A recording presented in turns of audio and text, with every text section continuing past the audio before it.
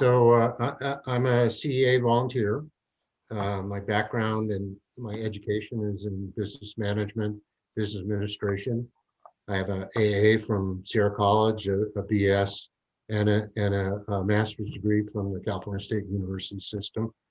I spent 30 years in the public sector, primarily in operations and capital planning. Had 8 years on the Grass Valley Planning Commission, and I worked over the last 35 years on general plans for Grass Valley and steering committees, and also on general plans for Nevada County. Been a resident in Grass Valley since 1971, except for 10 years, 2002 to 2012, I took a job with UC Davis to help modernize the campus. So what I'm going to talk about is the public process we're involved in. The environmental impact report is in preparation. The county is currently looking at an administrative draft EIR, which is the first document that's been produced. The EIR is what's used to satisfy all of the requirements for CEQA, the California Environmental Quality Act, for projects that are of the magnitude of this project. The county has had the administrative draft EIR for a few weeks. We anticipate they'll have it for a few weeks or even more.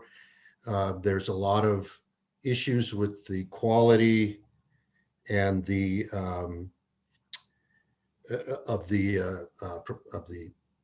project documents that are informing the EIR study.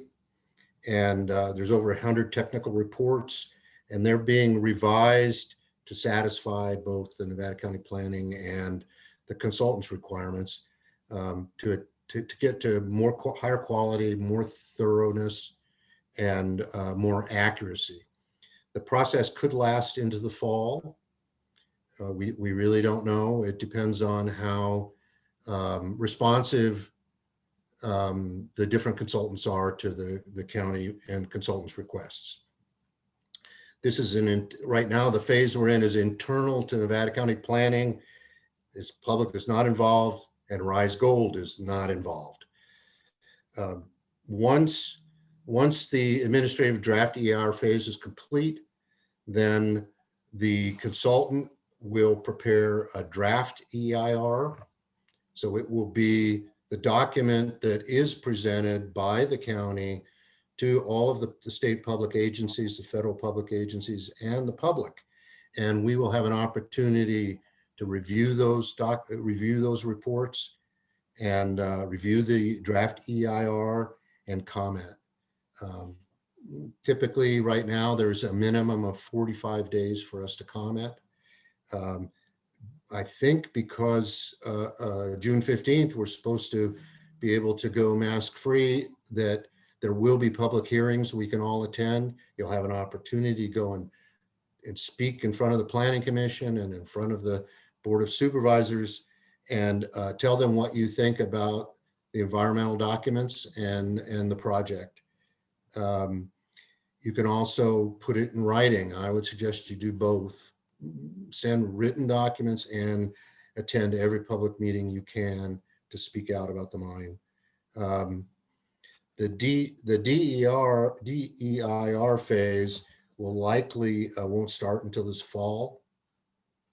And there's no telling how long it could last, but it could go as late as into the winter of 2021-22.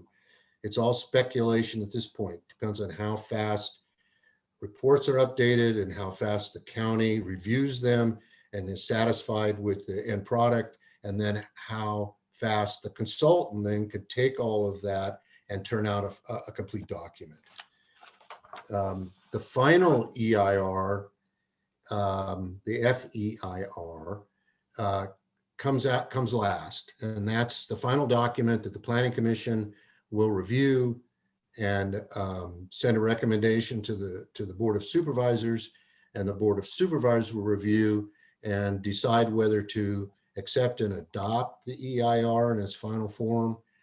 And from that, at that point, then they will have to make a decision on whether to approve the project moving forward or to reject it. They can adopt the EIR and still reject the project.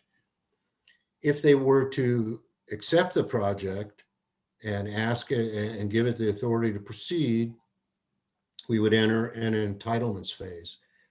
And that would include mitigation monitoring and reporting requirements, use permits, reclamation plans, rezone approval, variance approvals, and performance bond requirements. This could be done very quickly, or it could take months. And likely there'll be public hearings again to go in and express yourselves and to say what you think about it. In addition, but essential to the proposed Idaho, Maryland mine reopening project is the Centennial Cleanup Project. The two projects are linked, but they are on separate approval processes. The Idaho, Maryland, the Centennial Cleanup Project is working its way through a process with the state agency Department of Toxic Substance Control. And the cleanup proposal that Rise Gold submitted is working its way through that system. And we really don't know when the Department of Toxic Substance Control will offer up things for the public to review, or what their next steps will be.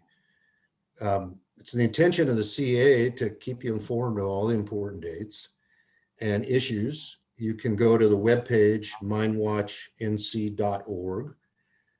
You can look at the CEAQ newsletter, and these monthly webinars we'll be updating on the timing of all these approvals and what you can do to participate.